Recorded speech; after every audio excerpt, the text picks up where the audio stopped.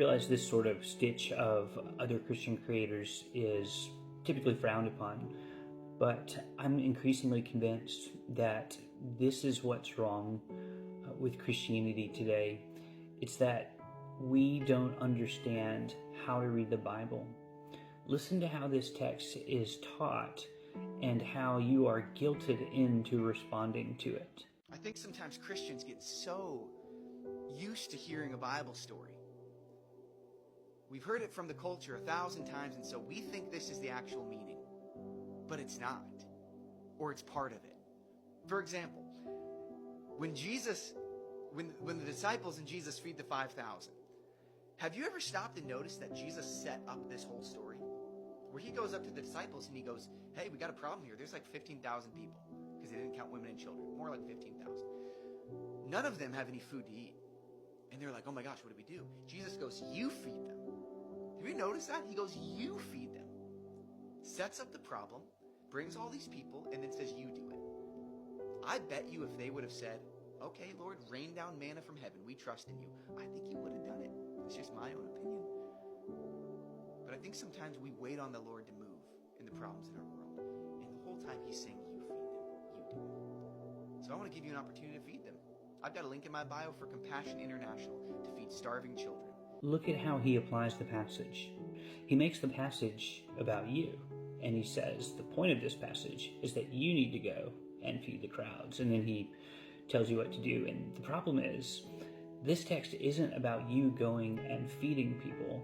It's about how someone has come to feed you.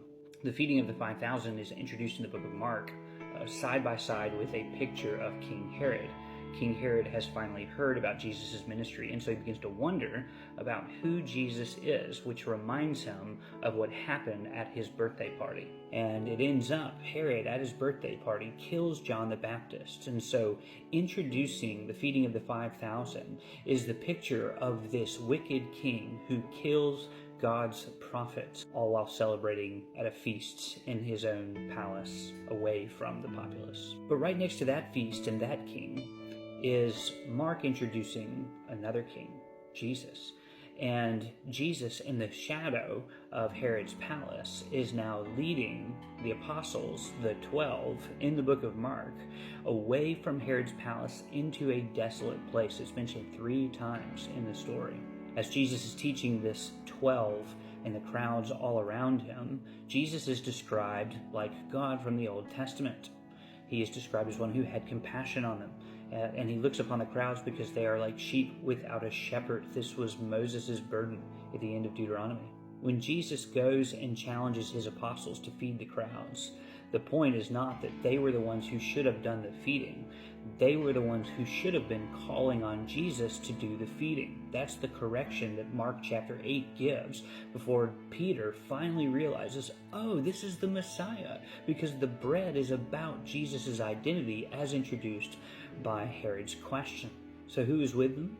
Well, what does Jesus do? He sits them into groups of 50s and 100s, just like in the book of Exodus. And then, instead of calling for bread from heaven, he himself is the source of bread multiplying to this massive crowd that is gathered by these 12 apostles, like the 12 tribes. And of course, the pericope closes with the statement, they all ate and were satisfied.